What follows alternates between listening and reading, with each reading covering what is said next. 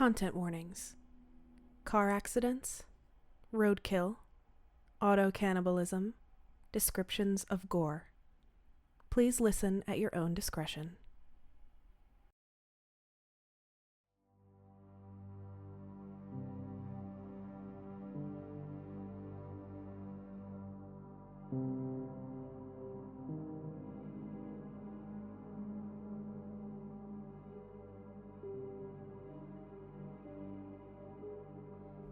The Usher Foundation, Episode 12.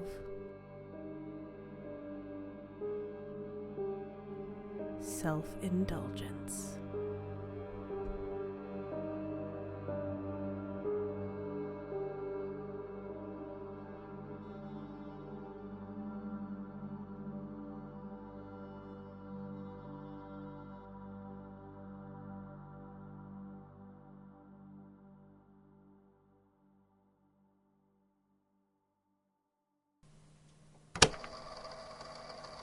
Statement of Ekua King, age 33 at time of statement. Statement number 111533310. Summary of statement. A nighttime road accident. Statement recorded by Amita Dasgupta, archival assistant at the Usher Foundation of Paranormal Research, Washington, D.C. Statement as follows. Almost 1.3 million deer are hit by cars in the United States every year. Did you know that? Most people don't realize how common it is. And that's not even counting raccoons, possums, rabbits, hell, even stray cats. In some areas, roadkill is almost as prevalent as people. It's weird, isn't it? Animals' lives aren't that different from ours. They have partners, children, other animals they don't get along with. They have autonomy. Thoughts, feelings, dreams. They feel completely normal about murdering them and leaving their bodies to fester in the sun. Though, I guess, in my case, it was the dead of night. I'm a writer. I write for a literary magazine. I won't name which one, but suffice to say, it's prominent enough that I'm usually not hurting for money, and the nice thing about working from home most of the time is that I can kind of travel wherever I want, as long as I meet my deadlines. The night it happened, I was driving to a friend's cabin. They'd given me permission to use the space for the weekend, just to relax and get some writing done in a scenic environment. I know, how Stephen King of me, right? Writer goes to the middle of the woods to clear his head, drives there in the middle of the night. I was practically asking to be put into the lead role of a horror movie. Before I tell you about the incident, I find myself asking the question, why do road accidents happen? Of course, the logical answer is that a driver isn't paying enough attention to the road. But what happened to me wasn't just a matter of negligence. What then? Was I fated to witness that terrible thing? Did some horrendous higher power decide that night was going to be the worst night of my life? Had I done something to deserve it? I'm not a perfect person, but I think I'm a good guy, although I guess all guys think that.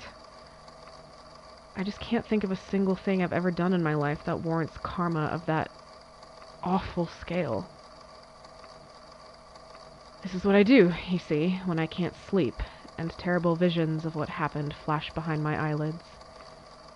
I try to reason my way out, try to make sense of what I saw, try to justify it somehow. But truthfully, I think I was just unlucky. A random nobody. What happened that night could have happened to anyone.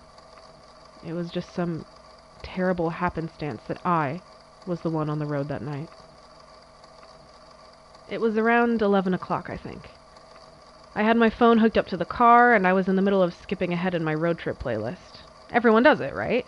How many people are occasionally checking their phones while they drive, messing around with the GPS or music or sending a quick text? Ahead of me was a big black expanse of empty road, not a soul in sight, so I let my guard drop for just the briefest of seconds, my eyes dipping down to the phone in my lap. Which meant it was too late by the time I saw the deer dash across the road. I swore, tried to swerve out of the way. Everything seemed to happen in slow motion. The impact, the sound of my windshield cracking, the horrible crunch of body meeting metal, of bones crunching against glass, the car veering off the road slightly and halting at a weird angle. My hands trembled on the steering wheel. When I stared straight ahead, all I could see was a spray of dark blood. I often wonder why I didn't just start the car again and drive away, cracked and bloodied windshield be damned. Why I didn't just flee to my destination and handle whatever damage my car sustained the next day. Kind of a shitty thing to do, yeah, but I wouldn't be the first in history to do it. It was late at night on an empty road. No one would know. This road probably saw lots of boatloads of overrun animals.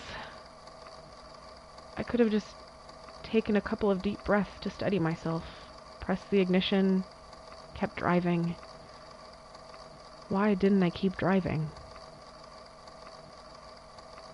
I don't know why I got out of my car. I don't know why I turned on the flashlight on my phone. I don't know why I crunched through the gravel cautiously, following a thick trail of blood left from my tires. But something in me had to know. Had to see. I stopped when I saw the mound in the road, only several yards from where I'd parked my car. Everything smelled coppery. Blood oozed out of a pile of fur.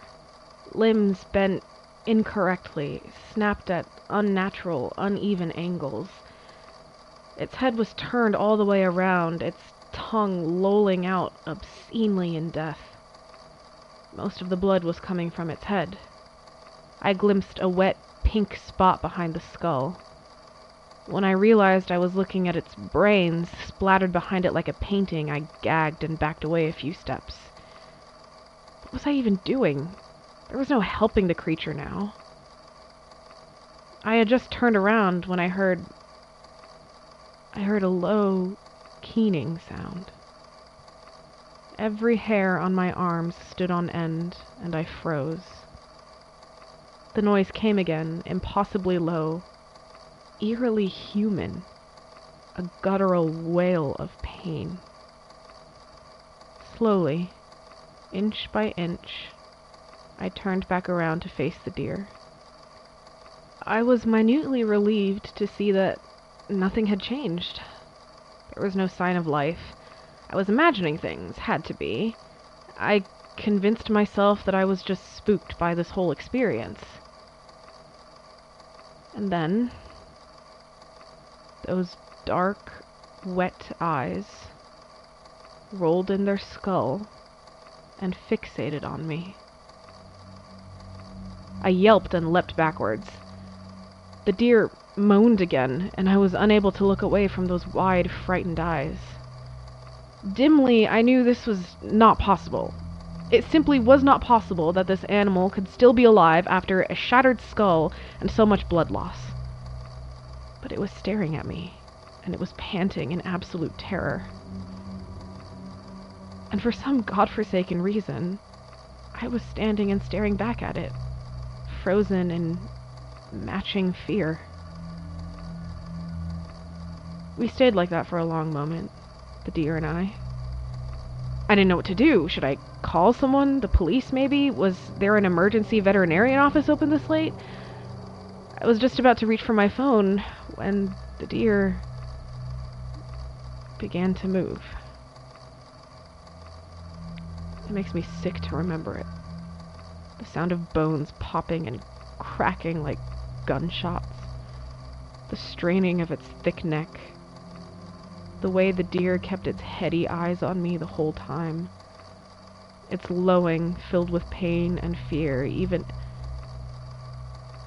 as it bent its head over its own body, opened its jaw, and took a bite of its own flesh. I don't remember what I did, what I felt in that moment. Not really. I think maybe I just stood there, slack-jawed, as the deer tore off a chunk of meat from its shoulder and screamed in pain. It held that strip of flesh in its mouth for a moment.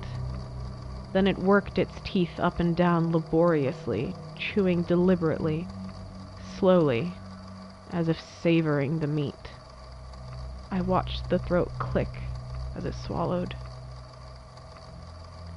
It craned its neck and took another terrible bite, wailing in fear as it bled and chewed and ate again. I think I was crying. My phone flashlight shook rapidly in my hand, washing the whole spectacle in a ghastly light. It felt like the weight of the world rested on my shoulders, pressing me into the earth, gluing my feet to the road, forcing me to watch in horror as the deer bent its neck in ways necks should not bend to gorge on itself. I watched its teeth, meant only to grind down grass, clumsily tear through its belly and take large bites of its intestines.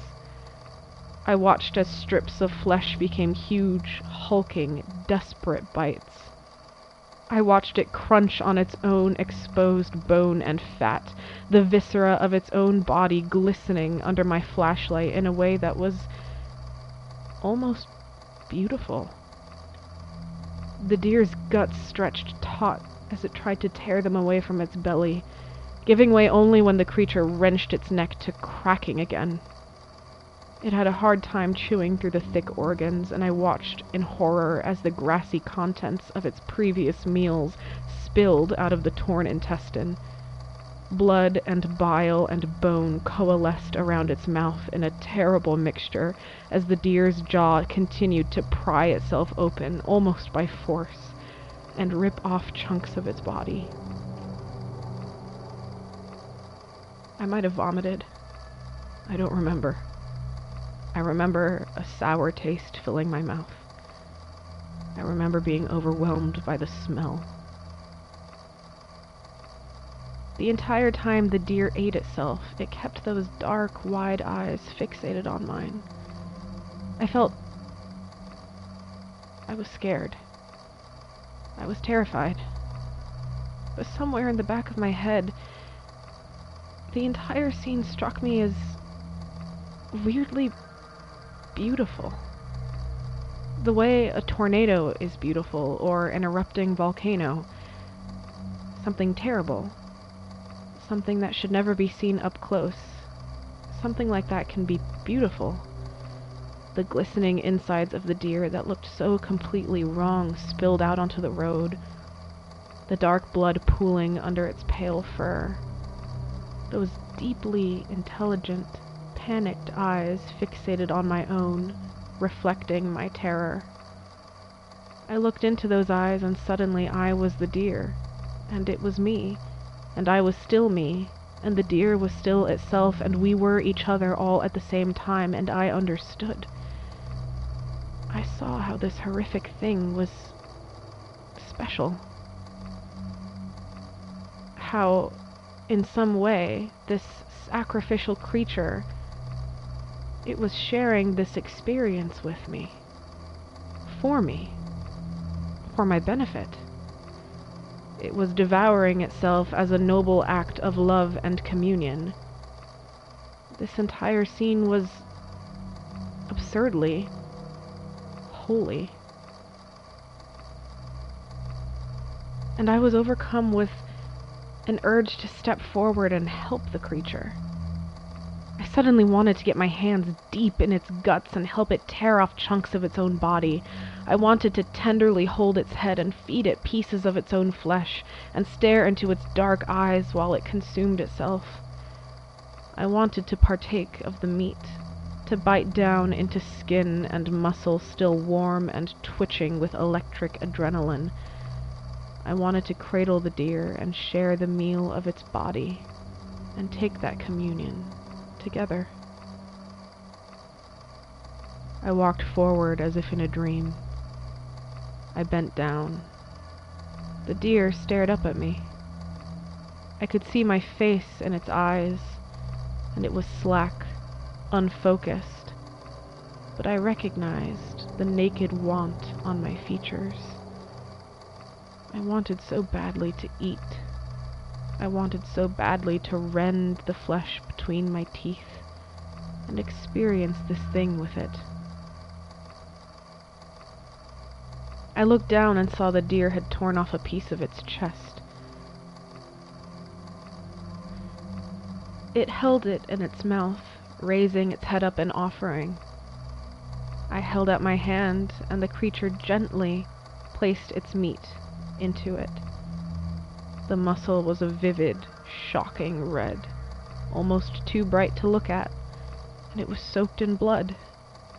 It dripped down my fingers. I imagined how wet it would feel against my tongue. I imagined how alive that flesh would taste.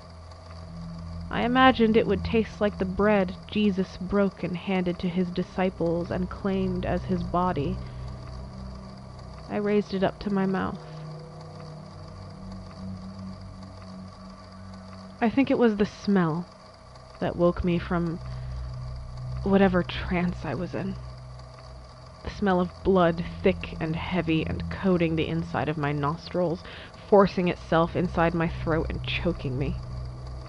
I screamed and threw away the hunk of meat, falling over onto my backside. I scrambled backwards, still screaming as the gravel bit into my hands. I finally managed to stumble onto my feet, and I sprinted back towards my car. I did look back, though. Just once. Just once before I threw myself into the driver's seat, revved the engine, and sped back on the road as fast as I could. Just once before I reversed course and returned home to vomit in my front yard and crawl through the front door still covered in blood. And when I looked back, I saw the deer still staring at me, still gnawing on a newly torn piece of shining yellow fat. The creature had laid another piece of meat on the ground next to its body, waiting for me to come back and finish the meal. Statement ends. So, I don't think it's unprofessional to say that that was a gross one. And I'm not that easily disgusted, but yeah, that was unpleasant to read. Kaylee looked into Mr. King's background and work and found that he is in fact a fairly well-known writer. Ironically enough, most of his published stuff is actually horror fiction. She was able to find out his contact details and tried to call him for a follow-up, but he adamantly refused to acknowledge that he even made a statement to us. He gives no details as to where the alleged cabin he was traveling to was located, so we have no way of tracking where the incident took place and try to investigate. Similarly to statement number 06253500, this seems to be a bit of a dead end. Mr. King has apparently branched out since he made this statement and has published several novels. Like his magazine work, it seems many of these novels are horror fiction, but he has also published a short autobiography. Kaylee checked it out from the library just for fun, I think. As she tells it, one of the key chapters in the story is about his abrupt lifestyle change to vegetarianism and how it affected his life. Sounds about right. End tape.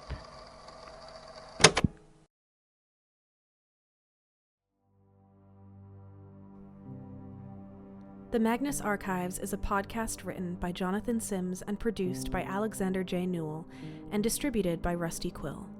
Story, characters, and ideas written about in this fan-made project belong to Rusty Quill. The Usher Foundation is a fan-made project written by Rashmi Phillips and Mari. All audio used in this project was Creative Commons Use Audio. New episodes every third Friday of the month. Thank you for listening.